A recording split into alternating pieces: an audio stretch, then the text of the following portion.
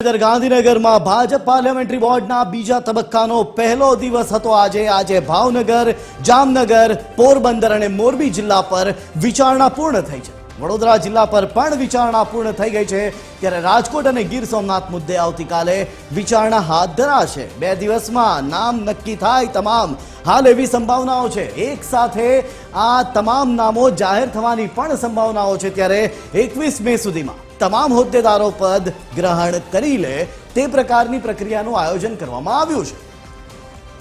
તો ગાંધીનગરમાં ભાજપ પાર્લામેન્ટરી બોર્ડના બીજા તબક્કાનો આજે પહેલો દિવસ હતો અને આજ અંગે વિસ્તારથી વાત કરવા માટે આપણી સાથે જોડાઈ ચૂક્યા છે એસોસિએટ એડિટર સોનલ અનડકટ। સીધા ગાંધીનગરથી સોનલ, તમારી પાસેથી જાણવા માંગીશ કે આજેનો બીજા તબક્કાનો પહેલો દિવસ પૂર્ણ થયો છે, શું છે તમામ માહિતી? સોનલ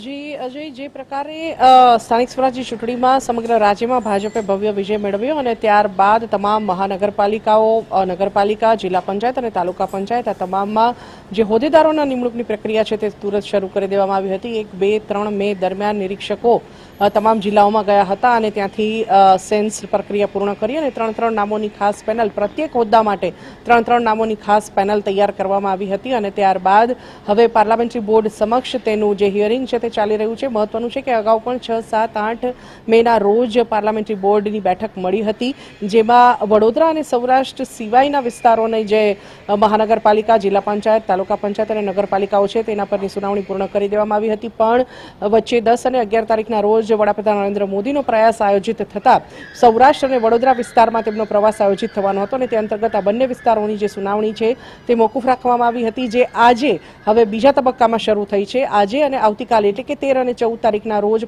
પાર્લામેન્ટરી બોર્ડની બેઠક મળી રહી છે। આજે પ્રથમ દિવસે જો વાત કરીએ તો ભાવનગર, જામનગર, પોરબંદર, મોરબી અને વડોદરાની જે સુનાવણી છે તે લગભગ પૂર્ણ કરી દેવામાં આવી છે। આ તમામ જિલ્લાઓના જે હોદ્દેદારો છે, મહાનગરપાલિકાના મેયર, ડેપ્યુટી મેયર અને સ્ટેન્ડિંગ કમિટી ચેરમેન સહિતના હોદ્દેદારો, જિલ્લા પંચાયતોની વાત કરીએ, તાલુકા પંચાયતોની વાત કરીએ તો તેમાં પ્રમુખ, ઉપપ્રમુખ અને કારોબારી પ્રમુખ સહિતના જે હોદ્દેદારો છે તેના નામ પર આખરી મતું મરાઈ ચૂક્યું છે। મહત્વનું છે કે પોરબંદરની જો વાત કરીએ તો આજે કેન્દ્રીય મંત્રી મનસુખ માંડવિયા જો કે પાર્લામેન્ટરી બોર્ડ ખાતે ઉપસ્થિત રહ્યા ન હતા, માટે તેમના તરફથી એક આખરી મતું મારવાનું પોરબંદર પૂરતું બાકી રહે છે। પણ મહત્વનું છે કે આવતીકાલે એટલે કે બીજા દિવસે, આજના દિવસ દરમિયાન જે આ 5 જિલ્લાઓ પૂર્ણ કરવામાં આવ્યા, ત્યારબાદ જે આ 5 મહાનગરપાલિકાઓ, 5 જિલ્લાઓ જે પૂર્ણ કરવામાં આવ્યા, ત્યારબાદ હવે આવતીકાલે 14 તારીખે વધુ એક વખત બીજા દિવસે પાર્લામેન્ટરી બોર્ડ મળશે, જેમાં ગીર સોમનાથ અને રાજકોટ આ બંને જિલ્લા સંદર્ભમાં જે નામો છે તે નક્કી કરવામાં આવશે।